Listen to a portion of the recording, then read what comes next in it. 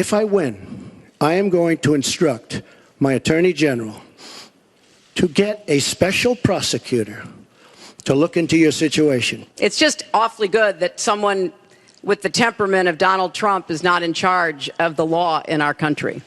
Because you'd be in jail. A fiery moment from the second presidential debate. Republican nominee Donald Trump threatening Hillary Clinton with a special investigation into her emails, saying he would put the former Secretary of State in jail if he were in charge. Well, not so fast.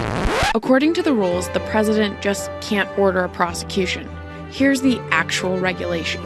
In English, this means rules say that the Attorney General, not the president, can appoint a special prosecutor if a conflict of interest prevents the Attorney General from looking into alleged criminal conduct.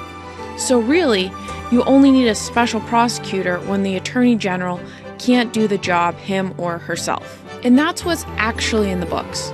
So we want to hear what you think. You know the rule, so do you think the president should be able to order a prosecution?